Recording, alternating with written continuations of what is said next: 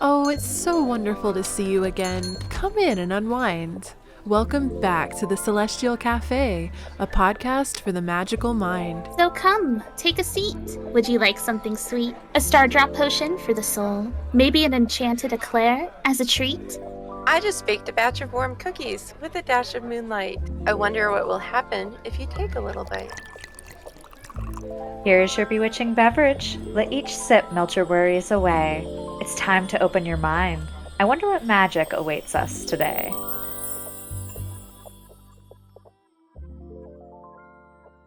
Okay, and hello everybody, and welcome back to the Celestial Café, a podcast for the magical mind. Welcome in, hello. Today is a mini episode, so that means that only two of your hosts are here. Me, HeyShadyLady, and Doogsley. Hi, Doogsley. Hi.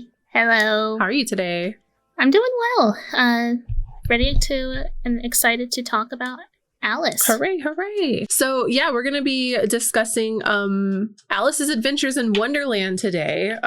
So on our mini episodes, we like to kind of hyper focus on a specific topic, and we decided to go with Alice in Wonderland. I just finished reading the book for the first time. Weirdly. I mean, I've seen the live action movie and the Disney movie. I think I've only seen that like once. And it's funny because like Alice has never really hit for me. It's never really stuck. It's never really like deeply called to my heart or anything, because it's just so nonsensical that it irritates me, which is strange, but that's kind of the experience I had after reading it. I did enjoy reading it, and it has given me a lot to like think about and ponder. But yeah, I recently read it for the solo podcast that I started a couple of weeks ago called the Shady Whispers podcast, and it's ASMR style podcast where I read books and deep dive Wikipedia articles. And I started with Alice's Adventures in Wonderland, which I actually think was a great choice because the podcast is meant to be something you listen to before you fall asleep,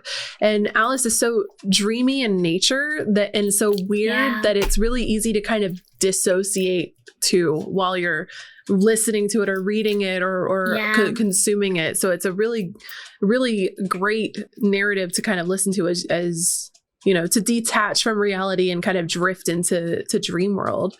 Yeah, it's easy to lose yourself in the world of Wonderland, for sure. Yeah, but it's also like, okay, I have like my opinions about the story. I just found it so nonsensical that it was, like I said, irritating. It was just like, I don't know. By the time like you started to get, and maybe this is the point of it, I don't know. But so by the time I started to get like, I don't know if used to is really the phrase that I want to use, but like immersed in a scene, it was gone. And that's dreamlike in and of itself. Like you're drifting in and out of dreams. So it's like, you start to kind of like find your feet on solid ground with, the Mad Hatter and the Dormouse and all of these characters. And then she just leaves. And there's like kind of like non sequitur. All of it feels like non sequitur. And definitely. I guess I do really like fiction narratives a lot, to the point where I just couldn't find myself caring about any of it. And I was just like, I literally don't care. I literally don't care about Mock Turtle Soup. I literally don't care about the Griffin. I literally don't care about this trial. Like it felt tedious to me after a while, which I was surprised by because it's so renowned or whatever. And maybe I need to sit on it because it's only been a couple of weeks and revisit it and read it a couple of times through, because you're like an Alice expert, right? You were just mentioning you did Alice. Some kind of crazy like thesis on it or something, right? Yeah. A lot of my theses when I was in college was on Alice, the Hobbit, and just folklore, and Alice holds such a special place in my heart because I see myself a lot in Alice. Dreamy, bit of a crybaby, weird sense of identity, and this is definitely a coming of age story, but in the most nonsensical way. And it's interesting discovering yourself through a dream, which, spoilers, I suppose, is how the story ends. Everything was a dream. But I would feel amiss to not have that be an important discussion point of what Alice is and what it represents.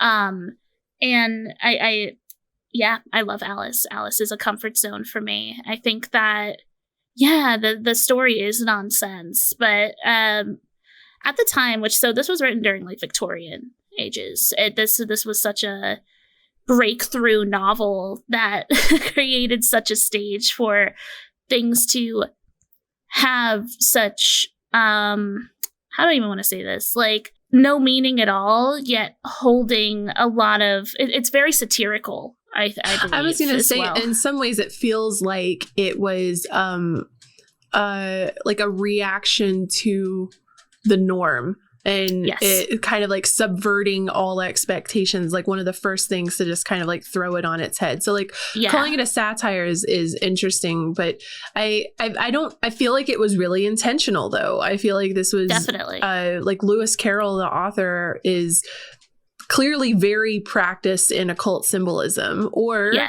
he just dumb lucked his way into some of it. Like sometimes it feels like intentional, and other times it just feels like he was writing gibberish to impress the kid that he had a fascination with, and it really didn't have a deep esoteric meaning. It's just we're applying it in the aftermath kind of thing. I think it was a little of both, knowing Lewis Carroll and knowing who he was. He did have a deep sense of fascination for the occult and psychic abilities. If you look through like the books that he had in his library, he had a lot of like telepathy books and like psychic power books. So like he was definitely fascinated by those subjects. And he was also fascinated by things like mythology, which is, I think, a big cornerstone of the story. It borrows a lot from Greek mythology and Roman mythology, and kind of puts a new dress on them so that it's more modern, at least for that time period. And he definitely held a reverence for those subjects in some capacity. But I do think that at the same time, some of this was like maybe channeled, right? Where like these archetypes that show up in Alice, like, are archetypes that keep showing up over and over and over again in mythos and in storytelling. I mean, this is the hero's journey, like through and through, which is such an important myth that exists and has existed. In fact, and another myth that is very prominent in Alice is the underworld myth, and specifically a woman, a girl, maybe a young girl going into the underworld.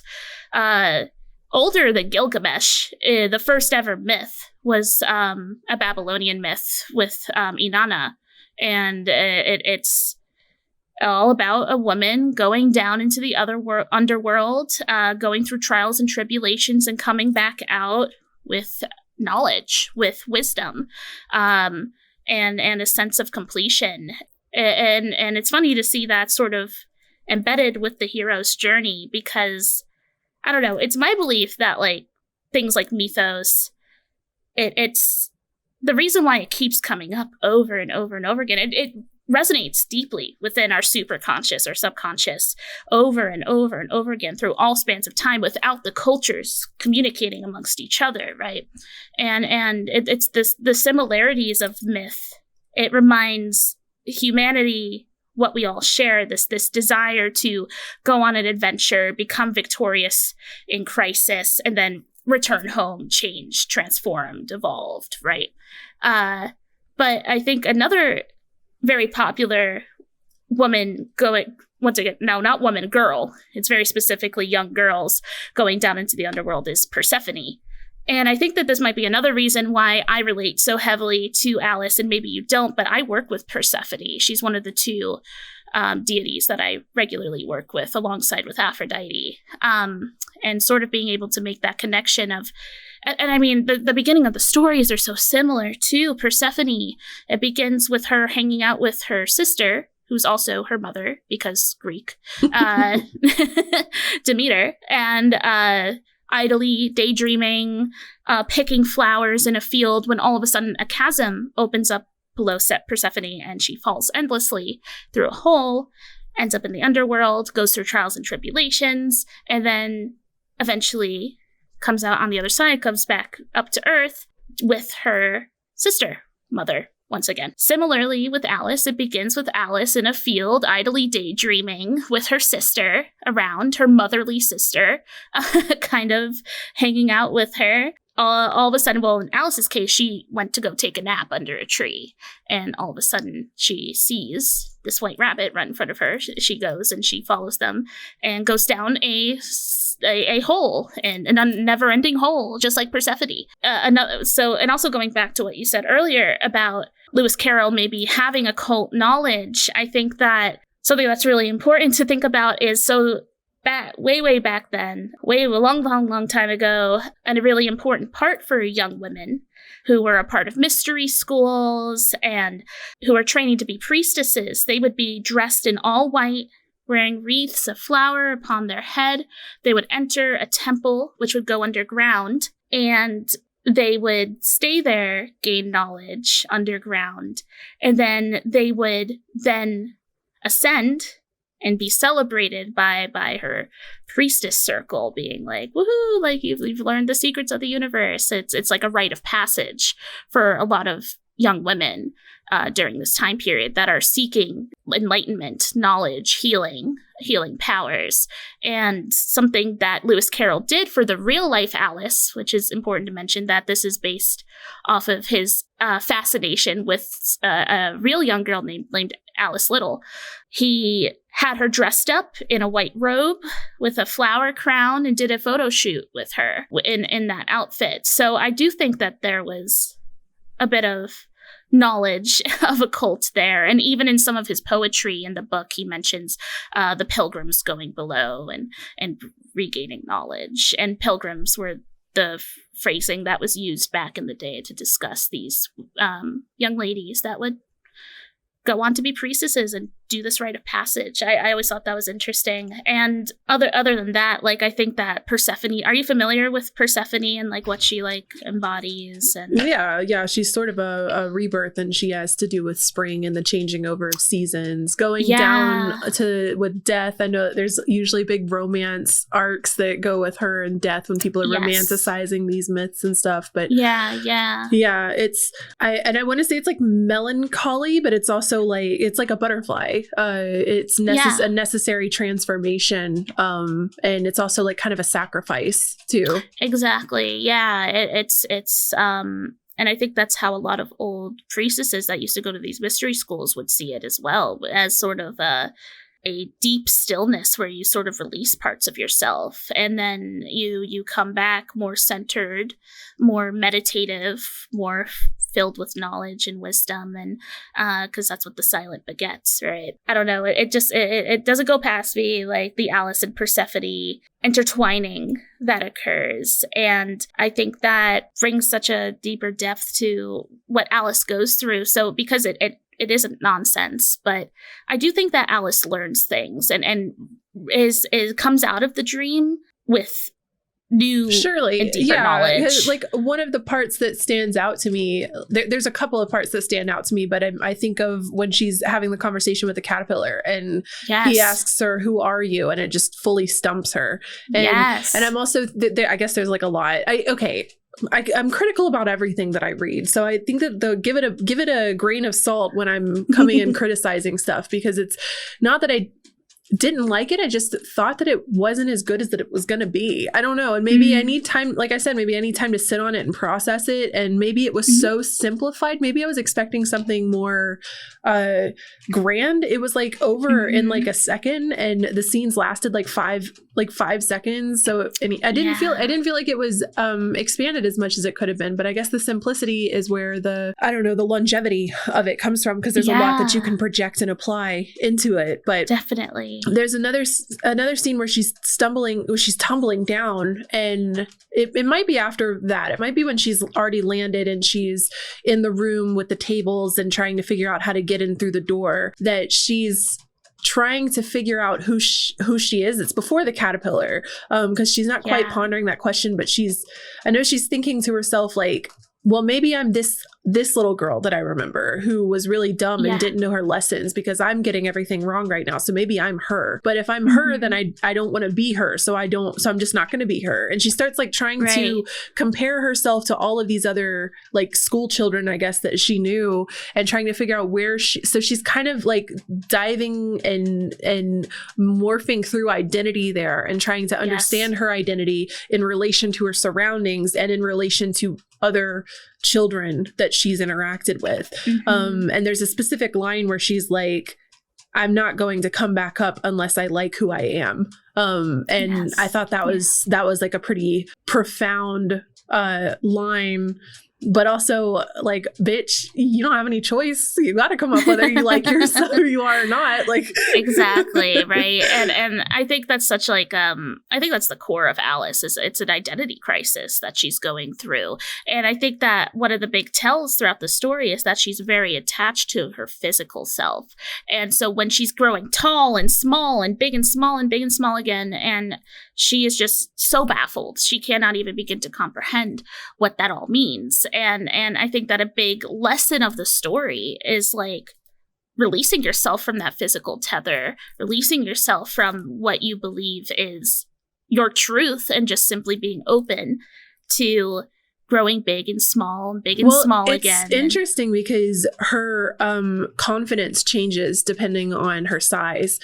Yes. And the larger she gets, the more, like, she's really intimidated by the queen, and she's meek and she's quiet. She doesn't want to be overheard insulting her. But the bigger she gets, the more she's like, you're just a card. Shut the fuck up. Yeah. And she starts pointing her finger and like. But then she gets like cocky, and her ego gets too big. She gets too full of herself, too arrogant. And definitely. I think of the image of her with the two pieces of mushroom in one hand or the other, and she's just nibbling one side and the other, one side and the other, trying to find the perfect balance in between the two areas.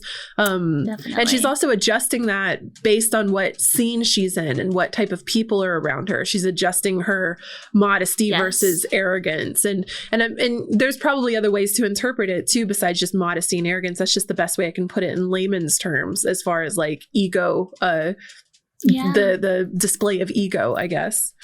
Yeah, it's definitely, the whole story feels like an exploration of what her ego represents and what it means. And I definitely agree with like the caterpillar being such an important part of the story. Like, and I find it like important also to mention like the caterpillar is so I think that a lot of people think that Lewis Carroll ingested hallucinogenic drugs during the creation of this novel, but there's actually no proof of that happening ever. But I don't think that shrooms were popular culture at that time anyway. It would have been like opium or something. Which I was gonna say, opium was the drug of choice, I think, at that point. It would have made sense for the caterpillar with the hookah for sure.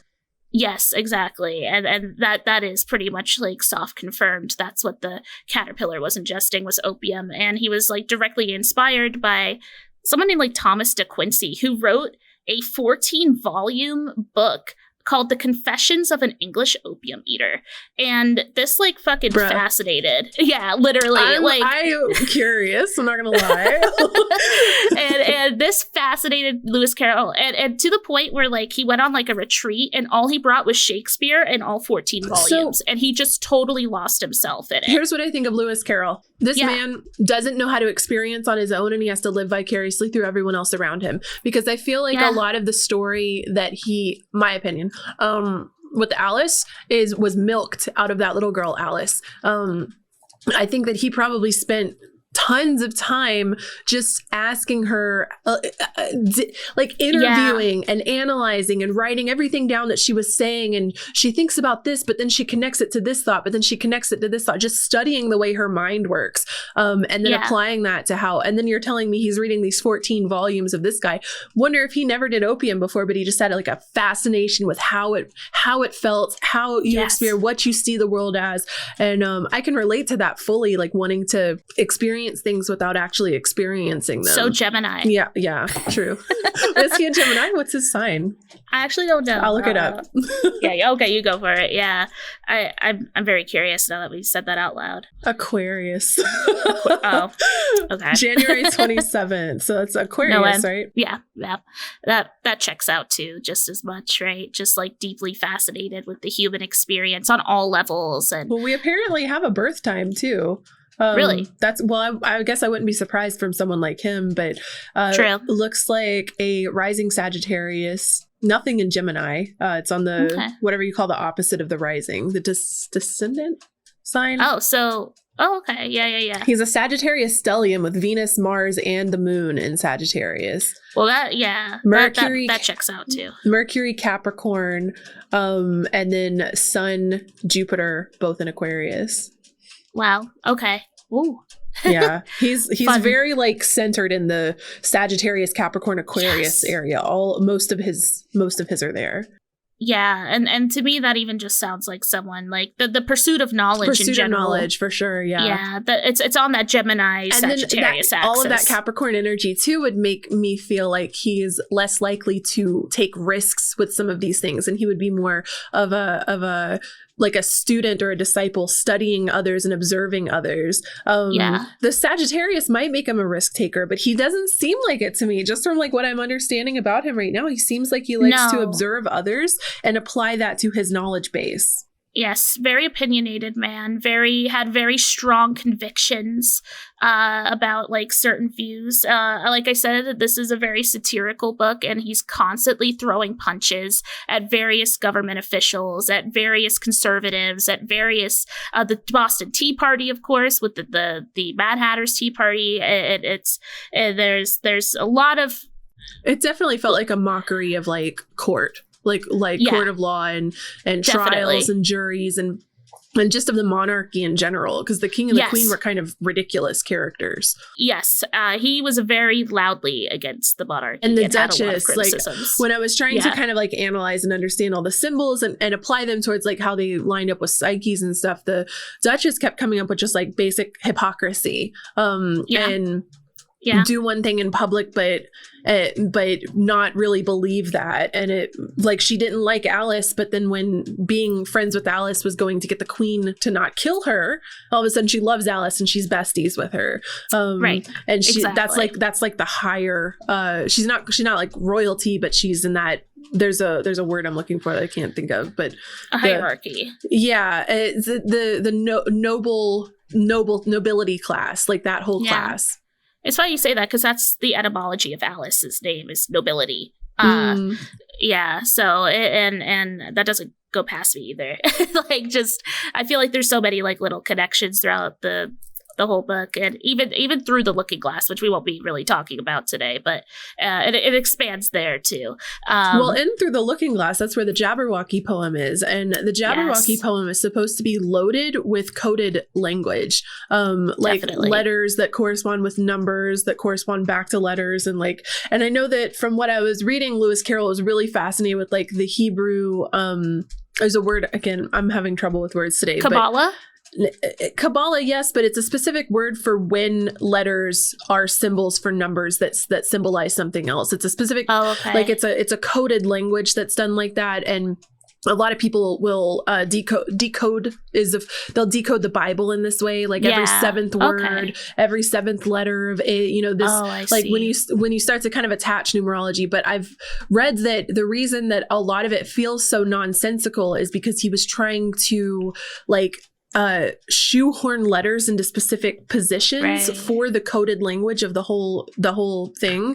And so that's why it's like, why is this sentence like this? And it's like, well, he really needed a J there. So it's just, kind of thing. That's interesting. I love stuff like that, where it's like coded, hidden shit that's like, definitely. But that's code breakers, like code breaking. Yeah. And you look at the Jabberwocky poem and it looks like absolute nonsense garbage overall. Meanwhile, but it's transferring a hidden code to those who are in the know and understand how to read the coded language. Yes, and it's funny because like I think ultimately this both Alice in Wonderland and Through the Looking Glass are first and foremost children's books, but obviously there's a lot of hidden gems I for those. Disagree. Yeah, you think so? I wouldn't necessarily want to get. I don't think that a 10-year-old would like Alice in Wonderland. Yeah, I don't think they would understand what they were reading. The cartoon, like the Disney movie, sure. Or the one with Johnny Depp as the Mad Hatter, sure. Like Helena Bonham Carter is the queen with her weird little big head, and like, because it's so fun and dreamy. But I don't imagine a kid would want to read Alice in Wonderland. I know, maybe not nowadays, but at least back when this was published first, that's how it was advertised. It was for children, and that's also why it's quite bite-sized. You know, like it's meant to be consumed before bed as a bedtime story to kind of get the children to get their thoughts taken. But of course, there's so much inside that's also for. It seems like a kid's story. Like when I'm looking at the bits and pieces of her like talking to the mock turtle and like the back and forth and this like, or the back and forth with her and the Mad Hatter, it seems like a kid's story, but I don't see a kid like liking it at all. I can't imagine a kid liking this. Right. Yeah. And once again, like I think a lot would be lost in translation nowadays. I don't know if I would recommend this to a child nowadays. This would be something I'd want because, the reason why I did so much studying on this, I was going to be an English teacher for high schoolers. And this was something I was really excited to share with a high school class where they would be able to interpret maybe the hidden meanings and the satire that's just riddled throughout the entire story, right? Maybe I'm looking at this similarly to like A Never-Ending Story or The Labyrinth, and where it's like these kids could watch them, but I don't think they're going to draw the value out of them that is there. And I actually wanted to talk about The Labyrinth in relation to Alice in Wonderland as well, because it feels the major way it's different though is that there's like a whole rebellious but Alice feels pretty rebellious. She seems like it's rebelling from reality in the first place, the fact that she's descended to this area. The main character, I can't remember her name, but the main character from Labyrinth is rebelling against her responsibilities as an adult. As she's becoming an adult, she wants to just be a kid forever.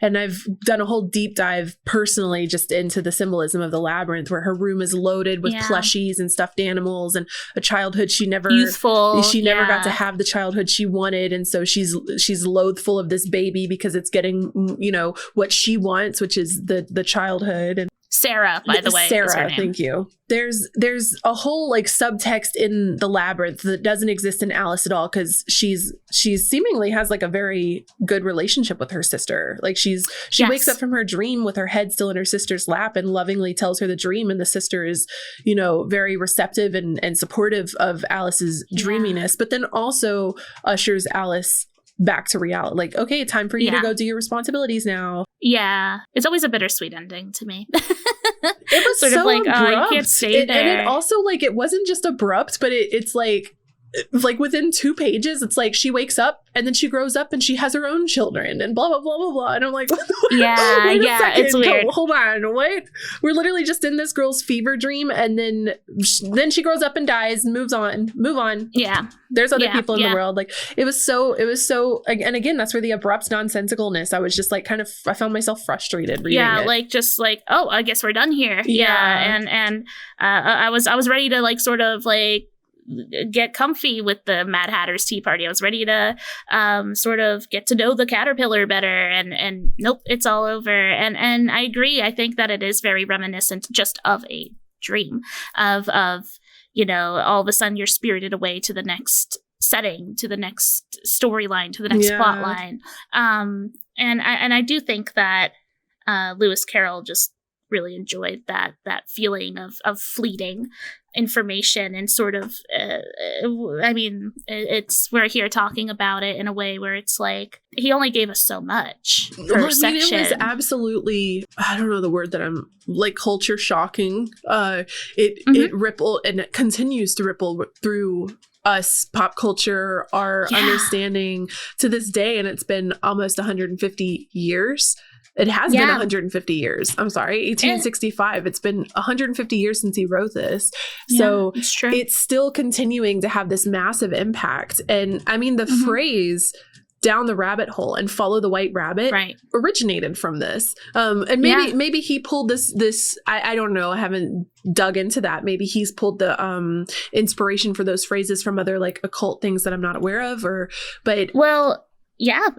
mean, you mentioned earlier the connection of Persephone and spring, and I think that there is definitely a springtime energy that goes throughout Alice. I think about the white rabbit representing, I think about the goddess of Easter. True. Always having the white rabbit always present. And what a perfect time the for Easter us to bunny. do this episode, too. I know, that's what I was thinking. I was like, this lines up very nicely. But I also think that the white rabbit kind of showed up as a psychopomp, a guide of the souls. The rabbit's always there, sort of showing up. He seemed like an asshole to sort of to move. me. Oh yeah, like I mean, I wasn't very impressed with him. I thought he was a douche. Nah, he's impatient. He's well, this didn't really happen in the book. This happened in the movie. He's late for an important date, and I feel like he was sort of ushering Alice from checkpoint to checkpoint. But he's only there for guide. like 30% of the book or so. Like there's a whole middle part of the book where the white rabbit's not there at all.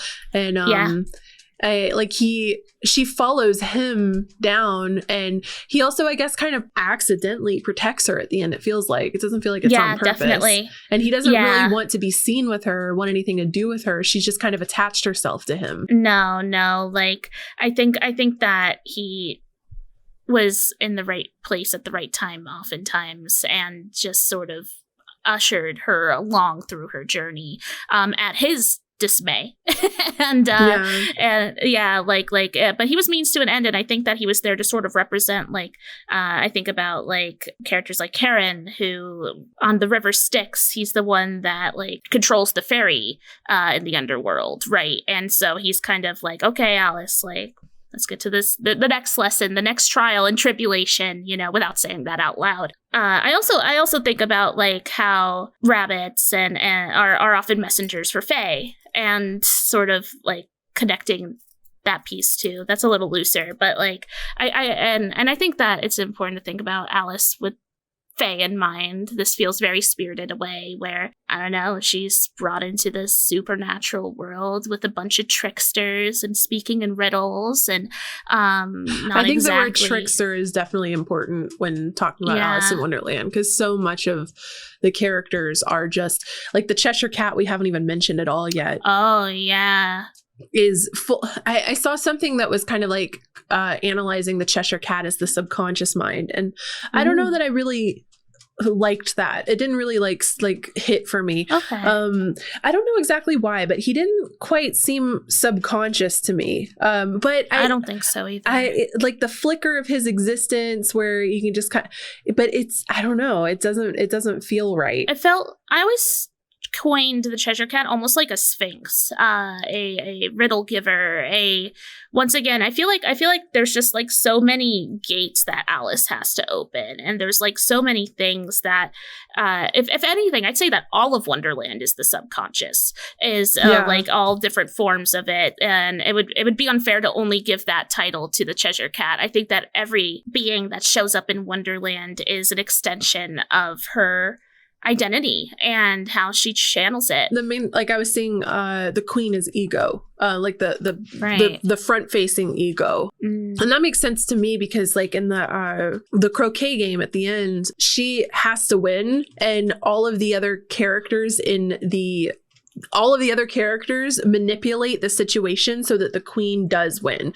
And even Alice finds herself like changing what she's saying to the Cheshire Cat when the queen is nearby, so that the queen doesn't overhear her saying that she thinks that the queen sucks, basically. And, yeah. Like everyone's constantly like, it feels very like Emperor's New Clothes kind of feeling to the queen, where she's constantly being patted, but it's because everybody's afraid of her. But yeah, she's terrifying. Isn't that like the ego too? The ego's a little crazy bitch. Sure. Like off with the head, like the second it's been insulted. Just immediately shutting down anything that doesn't apply to its reality and to its identity. I definitely agree with that, and I also think about Well, at one point, Lewis Carroll has an essay about Alice that sort of goes a little bit deeper into his thoughts on it. And I think that some people, when thinking about like the of Hearts, they think about like, oh, it's the Queen of Hell, like because like the King of Hearts must be this representation of Hades in some shape or form. But I think that more so, what he said was like, I have the quote here. It says, "I pictured to myself the Queen of Hearts as a sort of embodiment of an ungovernable passion, a blind and aimless fury, and fury's capitalized." That brings me to think about the Furies, which in Roman mythology, they're like the servants to Hades. And one of the Furies is someone named Tisiphone, the queen of the Furies.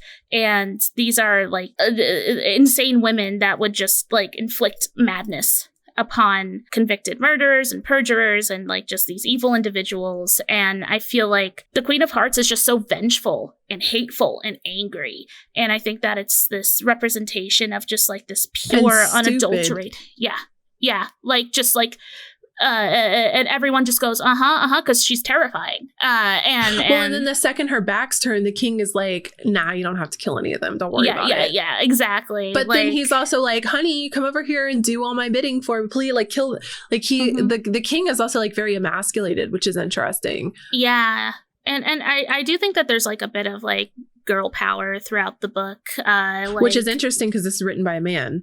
Yeah, and but I think like at the end of the day, like it's all about reminding Alice of her power and reminding Alice of like I do think that this comes in the satire where it's like, don't listen to authority, right? There's like this like, don't listen to like the angry authorities that rule through power, right? Narrative that I think that was definitely trying to be pushed subtly through the book as well. Like, and I think that overall, like the whole story of Alice in Wonderland is this exploration and deepening the depth of identity.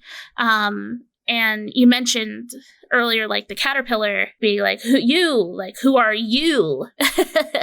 A very particular, and Alice tries to like, she gets a little irritated and she's like, whatever, and like starts to walk away. And then he calls her back and it's like, no, like get back here. Like here's another chance to like confront your identity, you know?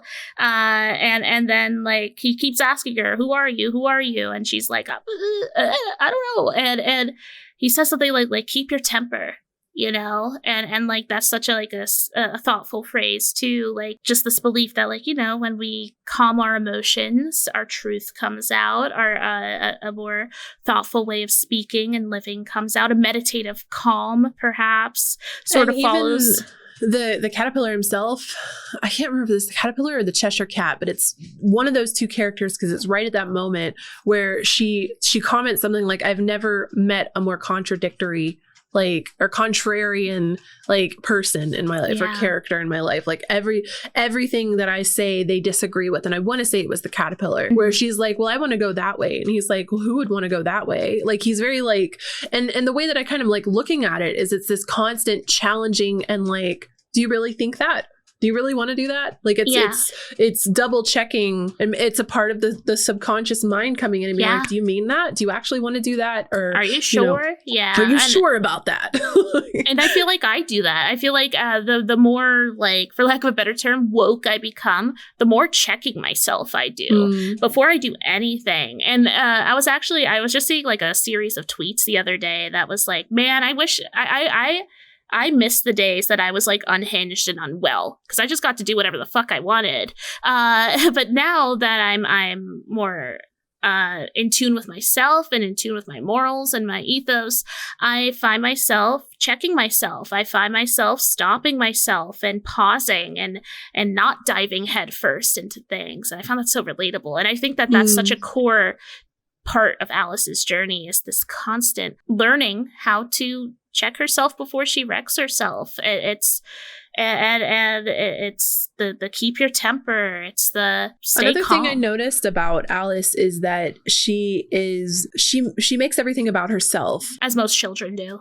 Yeah, but I also don't think this is necessarily just about being a child, though. I think this is like we've been talking about, it's a lot about like the ego and the mind, and a lot of I mean, it's relatable for me because I find one of the first things I do in conversations with people is how can I relate to their story with something that I've been through, so that they know that I understand them and I'm connecting with them. And there are other ways to connect with people besides just being like, oh yeah, your dad died, my dad died too. Like okay, they don't, you know what I mean? Like there's other ways to connect, but there's a lot of parts in the story. I'm thinking like with the mock turtle, I mean, just so many different parts where the mock turtle's trying to talk about like, there's like, I went to school over here, and Alice is like, well, I went to school too.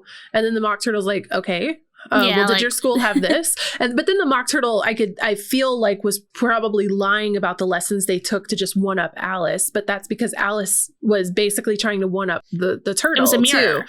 Like, yeah. So Alice is coming in like, well, I went to school. That's not that impressive. Why are you impressed by having French? Like I took French. And like, why aren't you just like supporting this person's story instead of being like, why are you bragging about it? Like, I don't know, like, Duke, why are you bragging about liking Alice in Wonderland, Dukes? Like, I read it too. I wasn't that impressed with it. You shouldn't be so like that's just such a bad way to have a conversation with someone or to relate and interact with someone. And there's so many different, I mean, I guess they're all like archetypes because all the ways that she's interacting with them, but all of the characters seem to have the same reaction to her. They don't like her. Besides maybe with because like she the doesn't like herself. Of the Cheshire Cat, maybe, because the Cheshire Cat is one of the few that she seemed like, oh, the Cheshire Cat's back, good. And the Cheshire Cat seemed interested in speaking to her too, but the rest of them are like full of disdain or irritated to be around her or well, she's very irritated throughout almost the whole book too. I feel like it's all mirrors, right? Like where she was like the caterpillar was pissing her off. The tea party just like she was like, the hell, like this doesn't make any sense. And then they're getting frustrated with her because they're like, of course it doesn't make any sense. Like and we're not trying to say or do these things to make sense to you. We are just doing. So random too, because like my brother never talks about Alice in Wonderland, but like a week or two ago he made a reference to the Mad Hatter. He was really, really angry about spring forward, fall back, whatever we call this. Was that like the chime change? And he was like, it's so annoying. It's like when the Mad Hatter just tells everyone to change seats at the table for no reason. And he's never read Alice in Wonderland. I asked him about it. I was like, that's so random that you bring that up because I'm reading it right now. Have you read it? And he's like, oh no, I've never read it. And I was like, how do you even know about that scene then? Like, why are you bringing this up right now? But the Mad Hatter was like very like nonsensical, but he's mad, right? And changing the table around. Everyone moved tables, and then Alice no longer has like the desirable food that she wanted or whatever. And what do you make of that scene?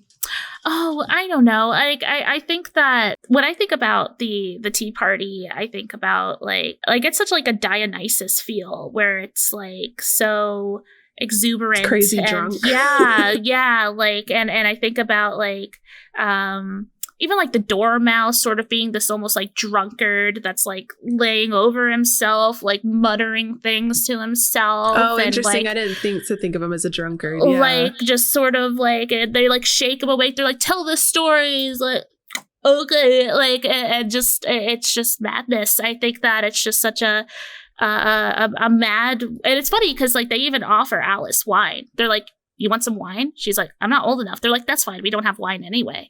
So I think that was like sort of like a nod from Lewis Carroll being like, okay, like everyone here's a bit lost in the sauce right now. And I also think that a big important part of the tea party. So, and once again, I'm going to jump back to the caterpillar. I think that the caterpillar part was so fascinating because that's where she really honed in with her identity connected to her physicality, the big and small. And she was 3 inches tall, and she was like, I'm tired of being this size. Help me. He was like, you know, like one side of the mushroom will make you grow taller, one side will make you grow shorter. So she kind of goes around to the other side of the mushroom. And as you said, she kind of has like, num, like eating both sides. And I liked the imagery because it says she reaches both of her hands around, like hugging the mushroom and pulls a piece off of both sides. And then she's staring at them and she's like, which side is which?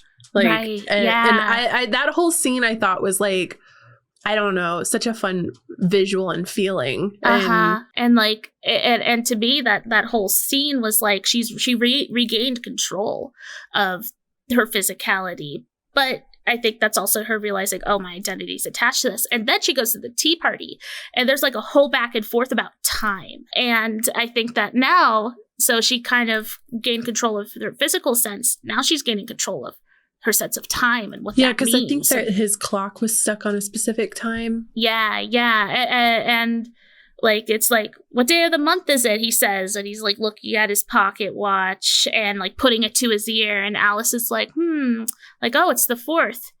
He's like, oh no, that's 2 days wrong.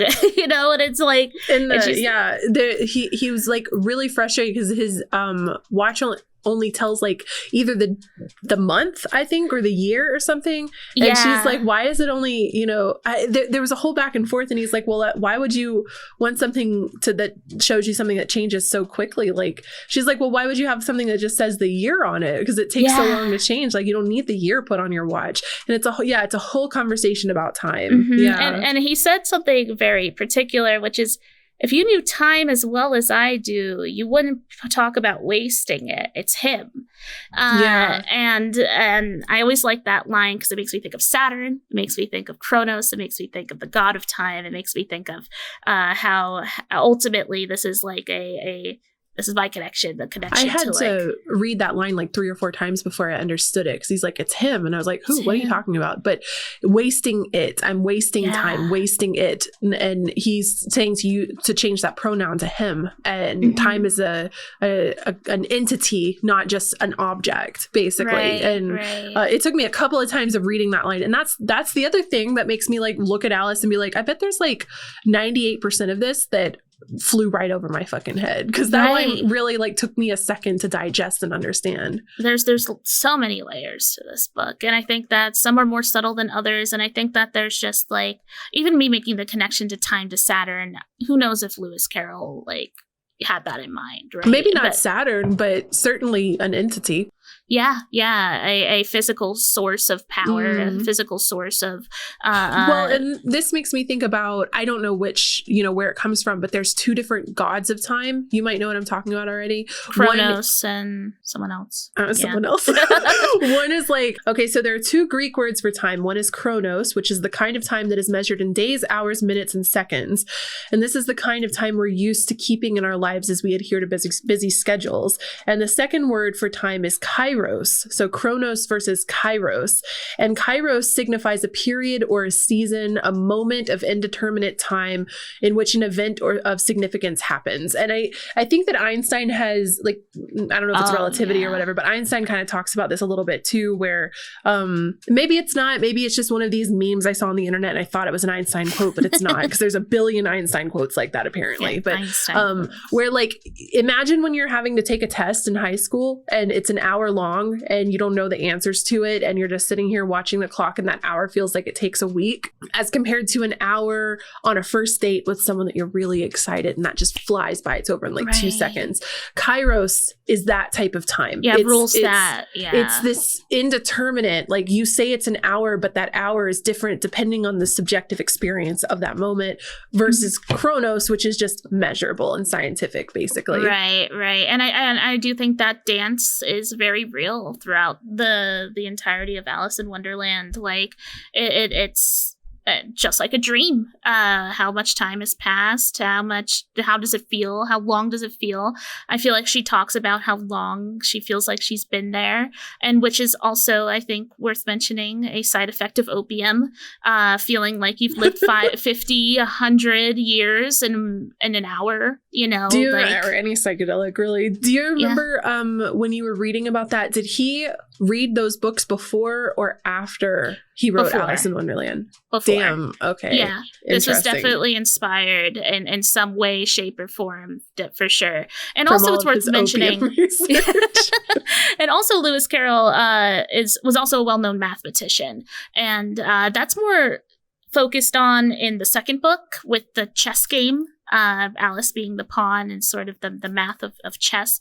But I think that like just his deep set knowledge and appreciation for the art of math, I think, kind of bleeds through in Alice in small ways too, through like the discussion of time and stuff. I feel like that's such like a mathematical joy for a lot of people. The passing of time and the equations that occur when, I don't know, time moves along and shifts.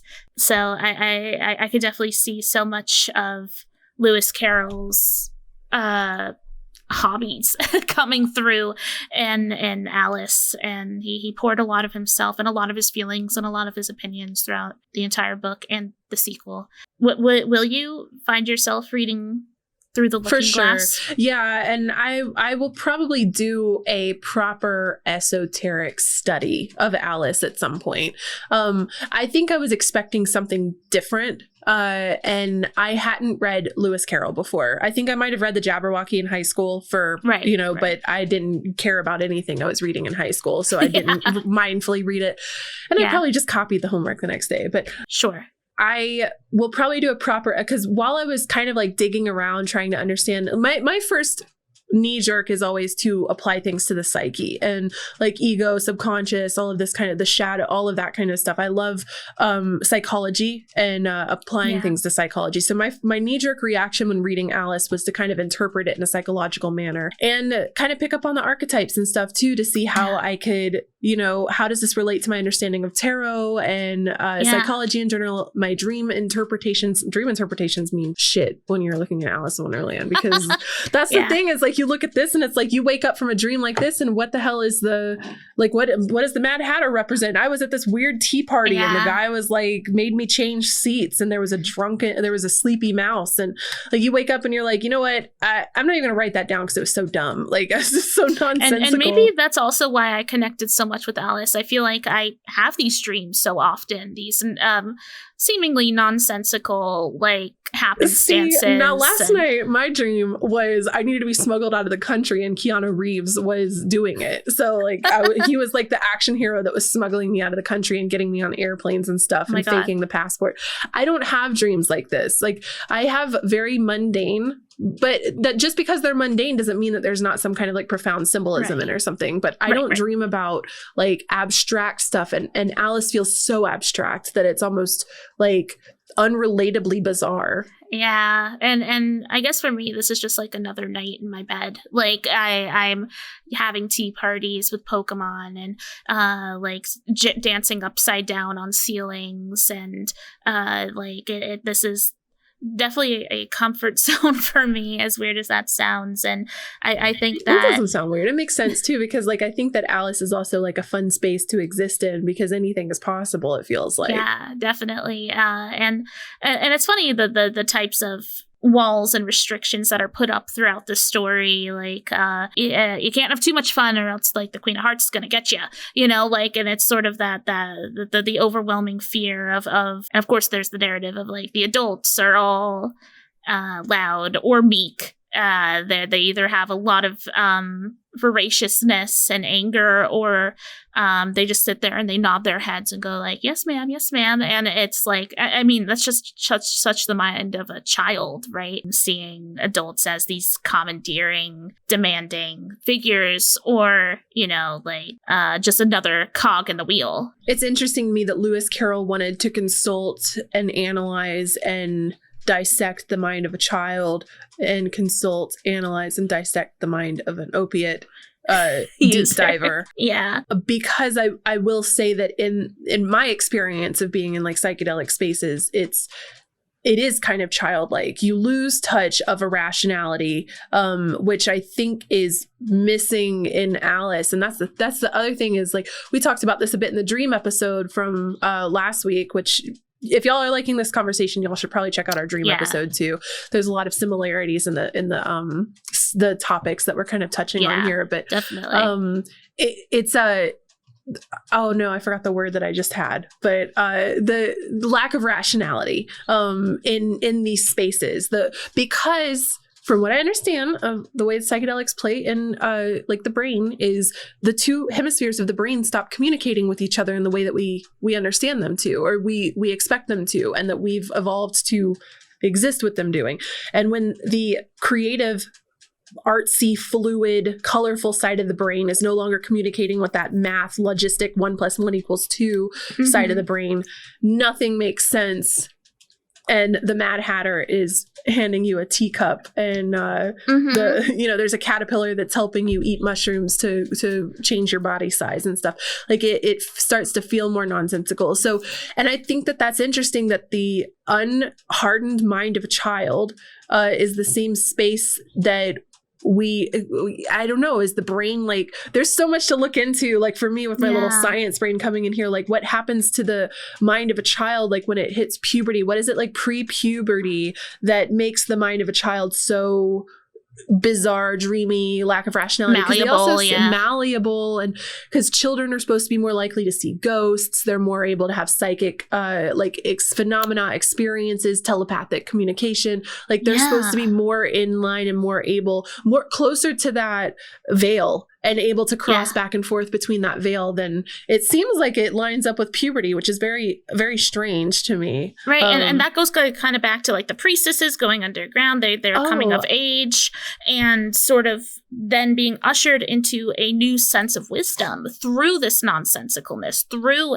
the madness of being alone underground, being alone with your thoughts, being alone in all of their glory and all of their amazingness, right? It's sort of being able to develop a wizened old soul like experience from accepting and embodying and embracing the brilliant mind of a child. I was just thinking it must be hormonal.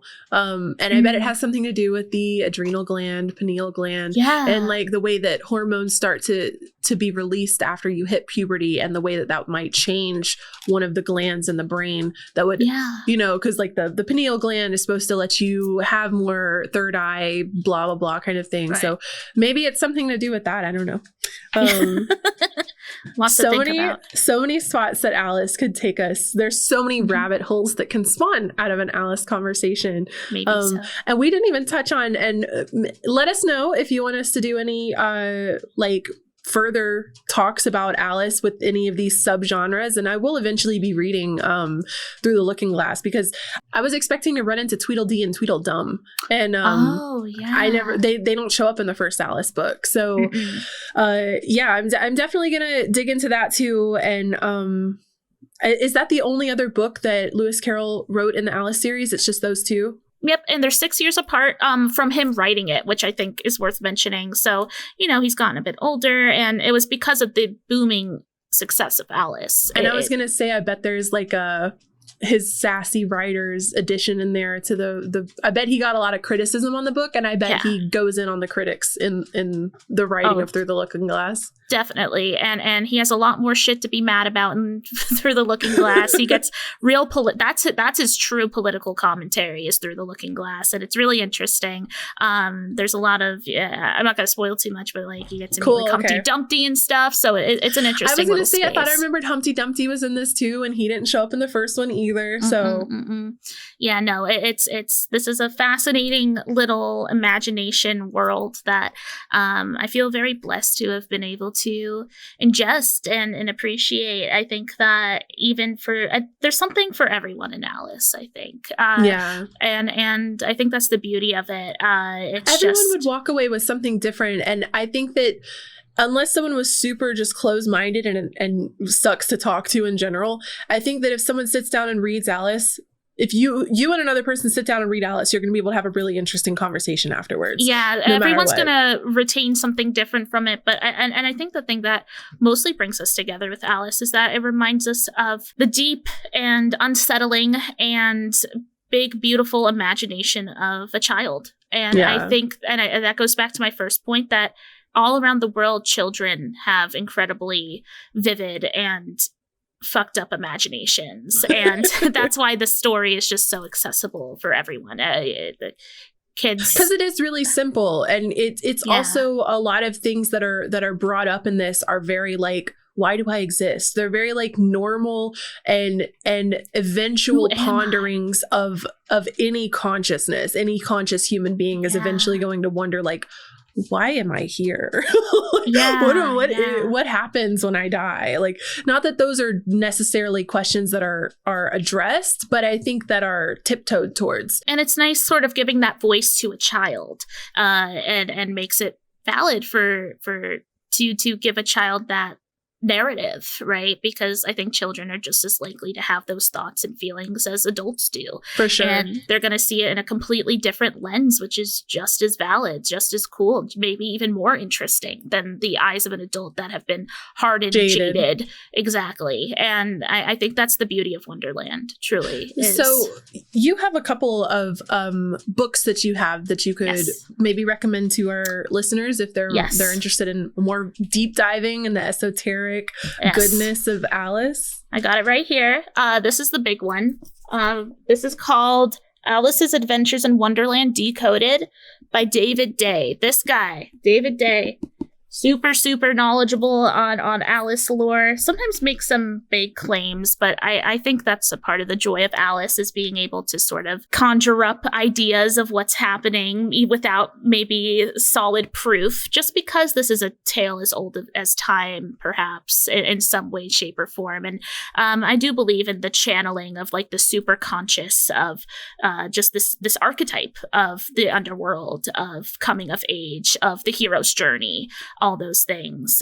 So yeah, Alice's Adventures in Wonderland Decoded by David Day. Amazing. Also recommend his other stuff. He has a bunch of books on The Hobbit and Lord of the Rings as well. Cool. Really fascinating.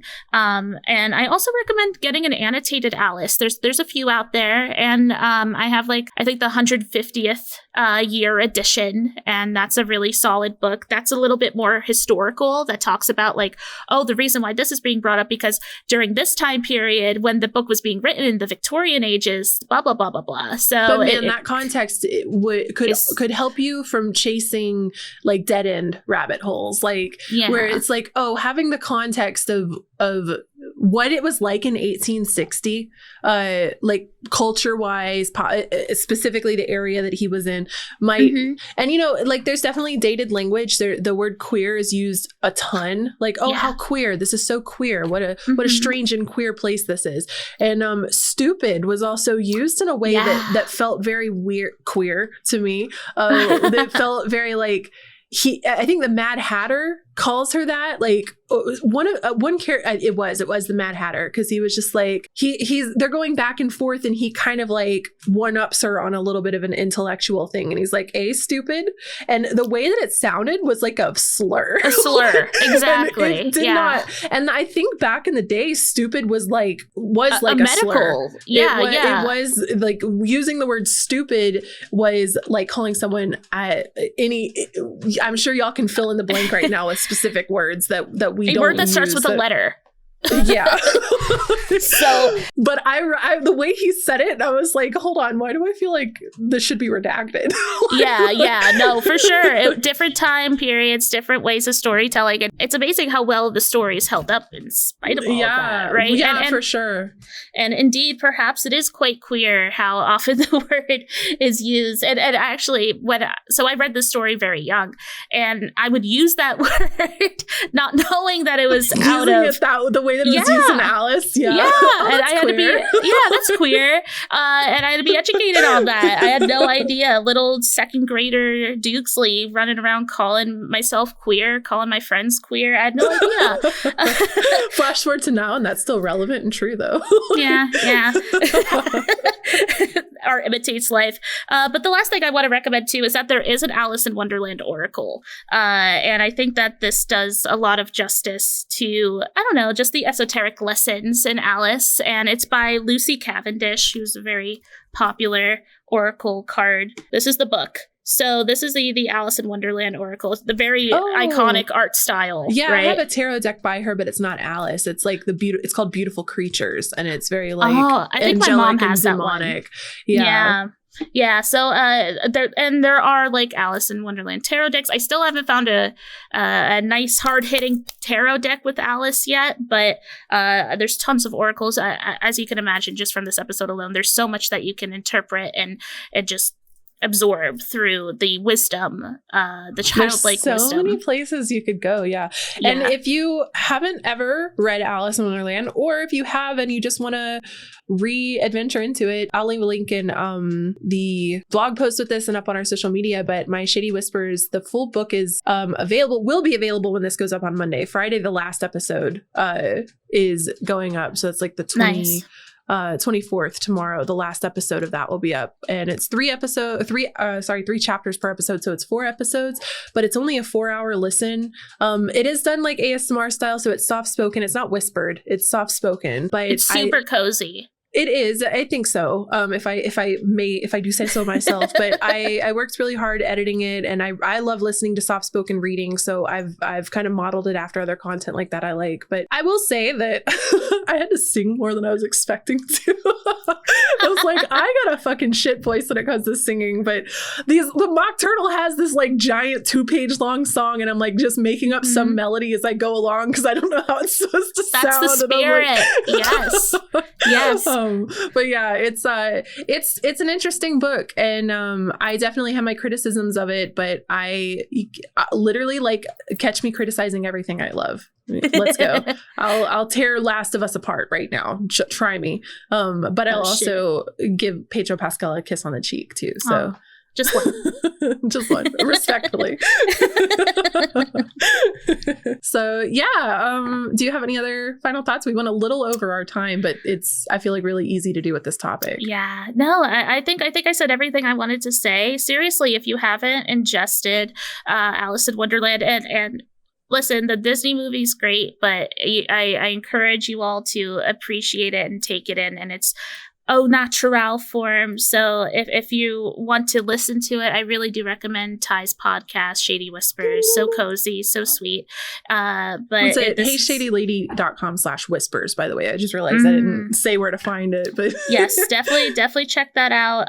But if not, there's tons of different editions of Alice in Wonderland. They got some really fun and interesting covers. Here's mine for those who have video right now. And it's kind of fun because like all the pages are kind of like ripped and stuff. Yeah. It's kind of whimsical. But seriously, like, try it and let us know what you think. And especially for those who have already listened to Alice, join our Discord. And let us know what you think of some of these characters and how you related to them. And if you love the Queen and you thought that we were calling her like terrible words, and you're like, how could you think this about the Queen? She's such a cool.